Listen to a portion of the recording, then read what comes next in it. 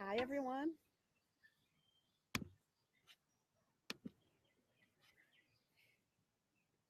Good morning, everyone. How's everyone doing today on this beautiful Sunday morning? Here back with morning coffee for the soul. And we are beginning a new first Sunday of this summer, this beautiful summer here in New Jersey. I'm here in my backyard, so you can hear some birds trickling and um, beautiful day to start the day, especially talking about something that we all should so much pay close attention to, and that is guilt. So, this will be our topic. We're going to talk about guilt.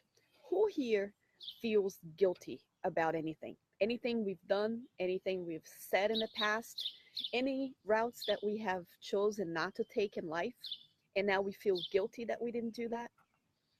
If we could go back in our lives, and the question is, I guess the question we can pose to ourselves is if we could go back into any moment in our lives, if we could go back into any specific day, would you have done anything differently? It's interesting, this question, because yesterday in my workshop, I always do a workshop every Saturday morning in my Spiritus Center. We had three doors. We had posed three doors and asked people which door would they choose had they have a choice, and the other two doors would close. So one of the doors is, would you choose in your life the love of your life? You would have the love of your life, but not the other two doors. The second door you would open would be 70 million dollars. So you would open the door, you would have $70 million, but you would not have the love of your life or the third door. And the third door would be a time machine. So you could have the time machine, but then you would be giving up on the love of your life as well as $70 million. So which door would you rather open? Which door would you take? Think about it for a few seconds. Would you choose the door that you would open and the love of your life would be given to you? Would you pick the door that you would open and $70 million would be there for you? Or would you pick the door with a time machine? Well, it's interesting because those people who are either very comfortable in their lives and um, they don't go through any moments of guilt, or very few people, but let's see, there's not much guilt involved in their lives, they would not pick so much the time machine. People that would take the time machine were the people that felt guilt, that they wanted to go back and make amends, make repairs to things they've done, or choices, bad choices they considered that they have done and they wanted to redo them. So they would give up on the love of their lives and on all the money to go back and fix what they did wrong.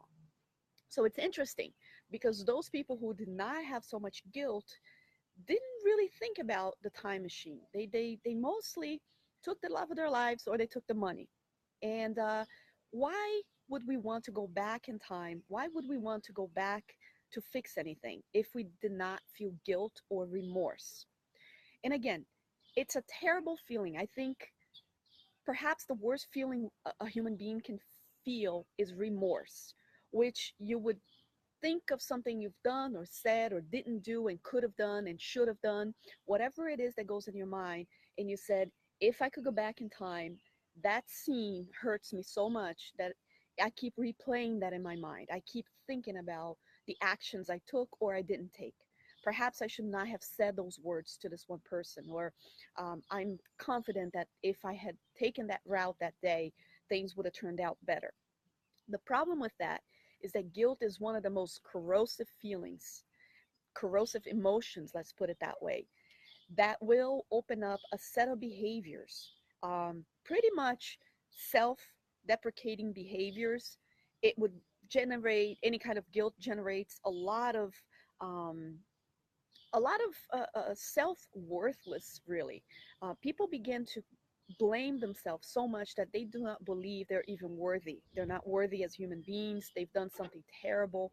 And Spiritism is here to bring us such fresh knowledge that um, it's really liberating. Once we read and once we know about what Kardec has mentioned about good and evil and things we've done. Now, we're going to touch on the Spirit's book as far as what good and evil and if we should regret what we did or not. And this is just about now. So I begin with a question. If you could go back in time at a specific time of your life and decide to do something completely different, by the way, there's some noise. I think a neighbor's having a party or something. So if you could go back and do something completely different, maybe some words that you said that were very hurtful, if you could go back and take that back, would you do it? Another question. If you could go back, maybe your father or mother, and you could have done something different with your child. Maybe you could have um, given them more time, maybe more love. Maybe you could have gone back to that love that you neglected and they left. Would you have done something different? Maybe not worked so much and let life kind of pass you by. Would you have been more involved in volunteer activities? Would you have eaten differently? Would you have exercised more? Would you have not had that surgery or had that surgery? So these are all questions we're always confronted with.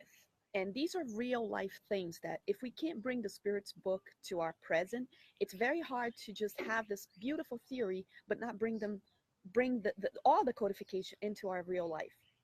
Well, if you are to believe that God is good and He is just and He is merciful, then we would be acting contrary to believing in God if we didn't forgive ourselves. We actually not forgiving ourselves is an act of selfishness and egocentrism. Think about it. Oh, now I feel even more guilty of not forgiving myself. Not That's not the point that I want to get across. The point is God, who is all good and merciful, He forgives. So if we take ourselves out of this equation of not being God's and being children of God, shouldn't we follow what He does? Because if we believe that He is merciful, then we should also be merciful. By me not forgiving myself, if I don't forgive me, what I'm saying to God is, your forgiveness is not as worth as my forgiveness. I am almost putting myself a little bit above God. You see that? So that kind of frees us, the freeze, to make us free. That is actually a liberating thought.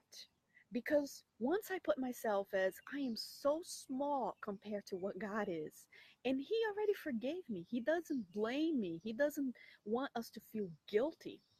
And the point on that is that there's such thing as reincarnation. Of course there is. There will be no justice in God if He just let us kind of go to eternal hell or go to this heaven, and then in heaven I would be seeing my family suffering in hell. That would be hell to me, right? So with His mercy, He allows us to repair anything we've done wrong. And look how beautiful that is.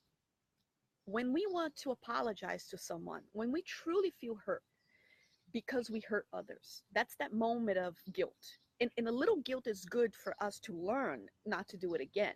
The problem is living with guilt, moving this into a remorse, okay? And becoming a way of life, of being feeling pity for something you've done.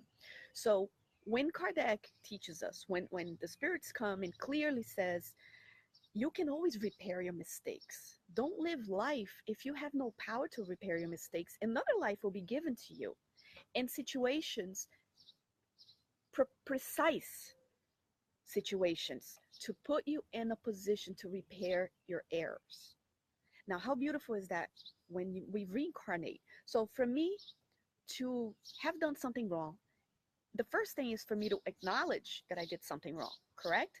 If we have hurt someone, or if I have said the wrong words or whatever it is in my past that I feel guilty about, the first thing is I have to own it. I have to understand that I did something contrary to the laws of God, because that is what evil is. Evil does not exist. We can go to the spirits book. I think it's 600, and it starts on the 600 questions. And evil is just the absence of love. Absence of love is ignorance of God, right? So if I have done something wrong, something hurtful, something evil, it's because I did not know any better. I did not have the love inside of me, because loving people will not commit hurtful acts. But we're not yet loving people. We're approaching that in our throughout our lives. We are, and I'm not saying you are not, okay? I'm just saying we as humans have not reached this point of being as Jesus. So Jesus is the only person that was all good. He had reached that. He reached this apex of what love is. So if I didn't know any better, but I own it, I say, I've done something wrong. I've done something awful. I've said some bad words. Maybe I neglected my own child. And now I see that he grew up and a lot of bad things happening to him has to do with how I raised him. Or I can't believe that I said those words and now I never have a chance to take them back. All of these things that causes us so much hurt. Well, if we own them, if we say, I did wrong, that's a big step. We have to let go of just hurting ourselves now, replaying this in our minds and saying, I'm an awful person. We are not. We are not an awful people at all. So, what we can do is we can own what I did wrong. Then we can apologize. We can actually say, I am so sorry. I am sorry that I've done this. If there is a way for us to make amends with what we did, if there's a way to really feel apologetic. And then the third part is I have to repair what I did. If I can repair the wrong I've done, then we can actually someone is saying I cannot hear you. Can you guys hear me? The other people that are on, just to test that if it's his mic or my mic. It's very quiet here actually. If anybody else cannot hear me well, please let me know and I'll move the camera inside. Um, but anyway, so I have to make amends. I have to repair things that I've done. That is called reincarnation. That is why sometimes we're in a position that we, I have headphones, it's clear. No, everyone else is saying sound is okay. Kai, see if it might be your headphones, because everyone else is hearing pretty good. Um, anyway, so that is reincarnation. When we come back, anything that you've done wrong, we will have to repair it. That's the law. Everything that we do and is contrary to the law of God will be undone. And how do we do that? Through being born again and having this chance of repairing all the mistakes we've done, being born with people that we've caused harm in their lives, and having the chance to give them the other face, right? The other side of my face. There is no hurry as being desperate to repair all our errors, because we're still children walking and getting better with time and time. So that is why we have an infinity of life experiences ahead of us. And how refreshing it is to know that.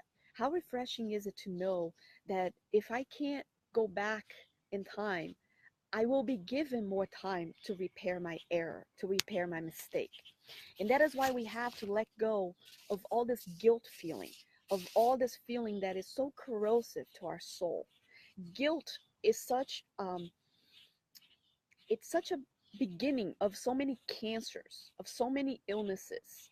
Because when we hold on to all this negative feeling of what I've done wrong, what people have done wrong towards me, to me, those feelings, they have to actually um, escape through our emotions. And most of the time, they escape in our actions. And usually, the actions we conduct when we feel guilt, when we feel hurt, are not good actions. We usually self destruct, we usually will sabotage our own lives, or we do that to others. So, um, these feelings can also stick to our own physical being. A lot of illnesses, and we don't have to really come into even spiritism. We can go straight to the hospital and look at how many illnesses are the product of guilt, of emotion. We know that emotion is pretty much the root of all illnesses. People that have you ever heard this, someone dying of anger? Oh, I'm dying of anger, or I'm going to die of sadness. Well, it does happen because our emotions is really the leading cause of our physical illnesses. And if it's not in this life, we have somehow begin this process in a previous life. Otherwise, God will not be a just God to just create a person full of illnesses. That wouldn't be just. So if we are to look at God as a just God, he has to, excuse me, have given all his creatures, all his children, the same precise, exact chance from the beginning. He can't just pick and choose, because then he's a partial God where he gives favoritism to some of his children and not to others. So we have to not only take ownership of our lives, but also not just take responsibility, do something to better it without feeling guilty. Because we all do things that are not right. We all do things, we all make mistakes. And if we decide to live full of just looking at all the wrong we've done, that's awful. Because sometimes you can't go back and repair it. You can acknowledge, you can apologize to even the wind and your prayers, but you sometimes can't repair it with that person. So if I have done wrong with my child, maybe there is a chance for me to do it right with another child, with my neighbor's child, visiting an orphanage, volunteering at my church, my Spiritist Center, at the children's group. There are so many more ways for us to repair whatever hurts inside of us. The problem is we want to repair with that person. We want to go back in time, and that is impossible. And those who relive that situation wanting to go back in time will suffer much more. They actually will stagnate because they feel that there's nothing that could be done, so might as well give up. But giving up is never the point. Giving up is the last thing we should do. Repairing our mistakes is something that we're here to do. And that's how we know. I like Teresa Castro saying diseases are a way to filter the strong emotions like guilt. She's asking, absolutely. I love the way you put it, Teresa, because it is absolutely. Our body itself is usually a filter. Our body, we know that when we eat something that causes us, if we overeat, anything excessive we do to our bodies, it has a result. And usually if I overeat, I will feel ill immediately because my body already knows how much is enough. So if I have too much negative emotions in my body, it also knows how much is enough. And usually it's a very low tolerance for negative emotion. The more we live and the more lives we have, we are progressing, we're becoming better beings.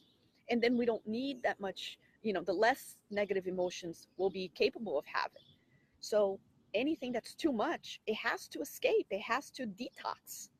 And usually we'll detox in illnesses because the illnesses are usually a way to say you're doing something wrong.